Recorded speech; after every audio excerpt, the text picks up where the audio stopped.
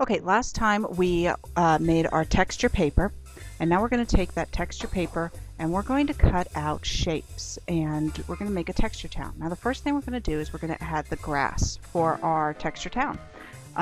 Now right there I need to cut it so that it all looks like just some hills that go together, and you'll have to cut up the papers, and then you're going to glue it down with liquid glue. Now just a line of glue will do, just to kind of glue it down. And then we can put glue, we can tuck glue in later. Now, then you're going to get some color, and we're going to make these into houses. Now, we made some pretty big pieces of paper, so we're going to cut it down into smaller rectangles. And there's the building. And then we're going to add a roof, and we want to make sure our roof fits, and there's a triangle for a triangle roof. And I glue the triangle onto my house. Then I'm going to cut my door, and we'll just cut out of the corner a small rectangle there. Then glue down the house. And we're going to keep doing that over and over again.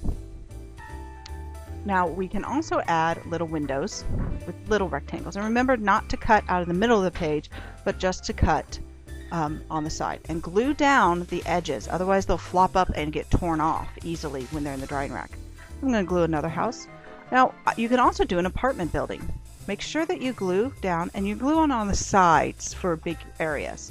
And then I'm going to have some yellow windows, so I just cut a strip and then I cut off the little rectangles all at once, and just a dotted glue will do for such a little space. And I'm going to glue all of those windows down.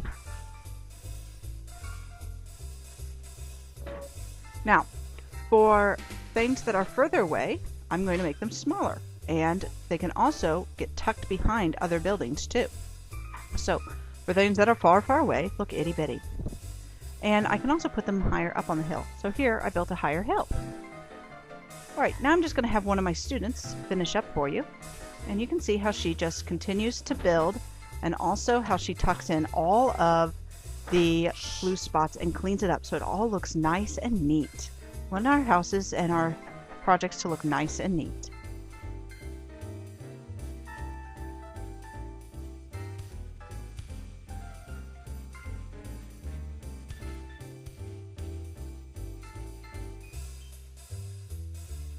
Now see how my student fills in all of these extra details, doors and windows, and does a nice job of cutting and gluing, and has lots of little embellishments.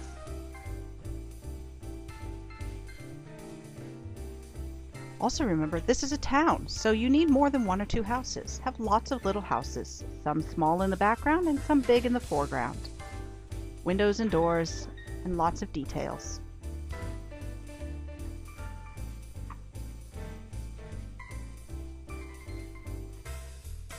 And then when you're all done, we'll put these in the drying rack to dry.